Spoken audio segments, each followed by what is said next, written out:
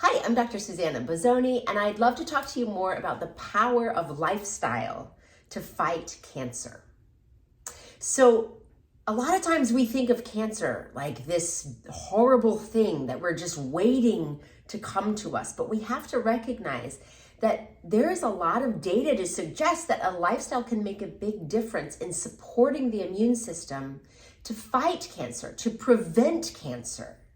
So you would never write a paper without a delete button, or back in the old school days without the whiteout, right?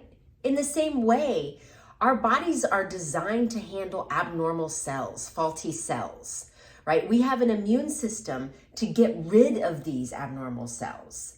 The question becomes, in the situation where cancer arises, number one, to know that there are abnormal cancer cells in all of us. But our body, hopefully, is fighting those and preventing them from growing too far or too in excess. So what we want to do is make sure that we have the nutrients that we need, but also the lifestyle that's not going to fuel that cancer. So of course, we want to look at the cancer. We want to get screened, because the earlier we catch cancer, the more that we can do about it, both with lifestyle and other medications and treatments.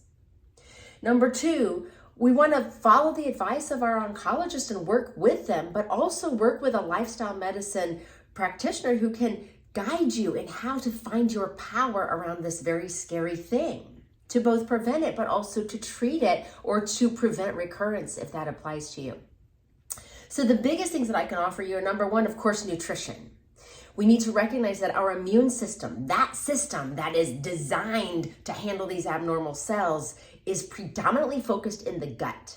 So what we eat makes a very big role. Some cancers are more sensitive to what we eat than others and our lifestyle, right? But definitely colorectal cancer, prostate cancer, breast cancer, these are largely sensitive to the lifestyle that we lead. So there's a lot of power to be had there, but also in very many other cancers, gastrointestinal cancers throughout, pancreatic cancer even, and others as well. So we want to look at our lifestyle. Number one, fueling the gut, nourishing the gut with high fiber foods. We see that fiber, ideally 40 grams or more in your nutrition through diverse plant foods, fuels your microbiome, helps it to diversify, which supports a healthy microbiome, helps it heal the gut, and helps support that immune system. So high fiber foods and diversity, the colors of the rainbow on a bed of greens with a side of beans, and don't forget the whole grains.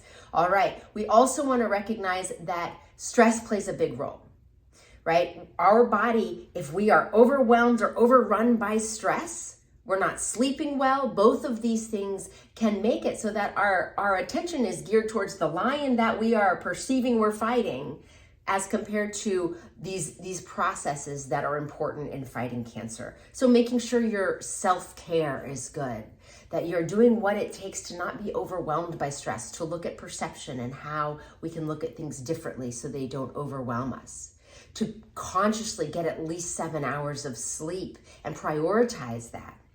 Really important. Exercise. Exercise is so big. We see that people have less recurrent cancer if they live a healthy life, and that includes exercise. We see that people that live healthy lives, including exercise specifically, and exercise independently plays a role in cancer prevention.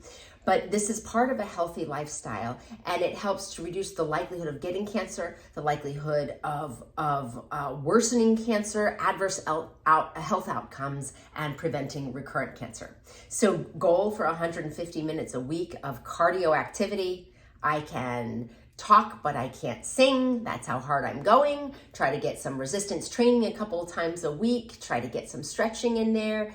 But start wherever you are and go from there. But this is a piece of it. And of course, we want to remove as many excess toxins as we can, right? Excess toxins, especially being cigarettes, but alcohol. Oh, sadly, right? Alcohol, we know, increases cancer risk, especially breast cancer risk. So if you can find replacements for that and find connection in your life that is not centered around alcohol, you will do better.